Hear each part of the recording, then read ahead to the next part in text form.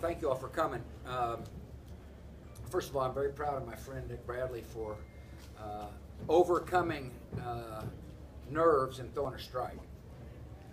I don't care what you saw, it's a strike. I got to know Nick. One of the things we're doing at the Bush Center is we're honoring our vets. One way we honor them is we host a golf tournament on an annual basis. And Nick was one of the players and qualifiers, and we became friends. And so I was thrilled to learn that the Rangers gave him a chance to throw out the pitch. The reason why I asked to speak to you is because I want people, your audiences, to understand what we've got going on at the Bush Center in terms of baseball. We've got an exhibition of presidents in baseball, and we got paraphernalia from the Hall of Fame, from other presidential libraries. It is a way for people to study the presidency and to understand the importance of baseball in our society. And of course, we would hope people would come and look at it. I'll be glad to answer any questions you have.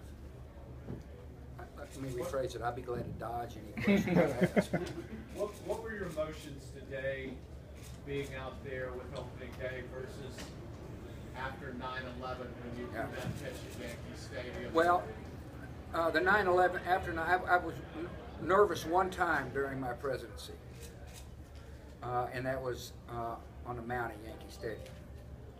The ball felt like a shot put to me, and Todd Green, who was the catcher, looked really small, and all my senses were pulsating when I went out there. It was one of the most dramatic moments of the presidency, and so today was the pressure was on Nick, not me. It was. I still look back at that moment and marvel at the energy that was in the stadium, the chanting and of course there's a story about Derek Jeter.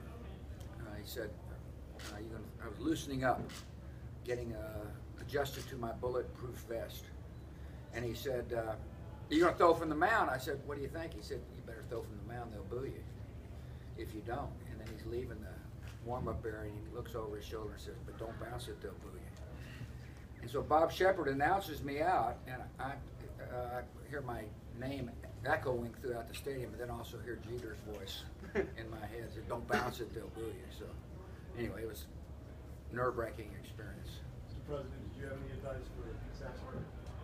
Aim high. And he did. He did well. This is a guy who's had 16 operations on his throwing arm. And so it was awesome to be out there. Nick, what was your reaction when you found out the President would be here for this occasion? I mean, really speechless. It's such an honor anytime I get a chance to hang out with the President. He's a great guy. And what he does over at the Bush Center is just truly amazing. Mr. President, why does baseball mean so much to you, and why do you seem to care about it more than maybe most presidents do? Well, I was raised by a guy who loved baseball. My dad was a good baseball player. He came out of World War II. He went back to Yale, and they came in second in the NC2As 2 years in a row. And so he raised me as a baseball fan, really. And I fell in love. I was living out in Midland, Texas, and there wasn't much to do in Midland except play outdoors, and I played a lot of baseball. And my favorite player is Willie Mays. My uncle, my dad's uncle, my great uncle, was one of the initial owners of the Mets. And when we'd visit up east, I remember how excited he was about baseball and how much fun it was for him. After he named his dogs like Go-Go and Metsy. And so when the opportunity came to buy the Rangers, Rusty Rose and I jumped, and it was an awesome experience for our family. I don't know, I think it's because of how I was raised. I love the game. I like other sports, but I love baseball. And opening day is just a reminder to me of how much fun the spring and summer is going to be watching the games on TV or coming out here. At least I hope it's fun. Can you talk about the Rangers? Have you paid attention to what's been going on with them much? I have, yeah. I think we're going to have to be patient because it's a young team. Obviously, losing Darvish was not good news for Ranger fans.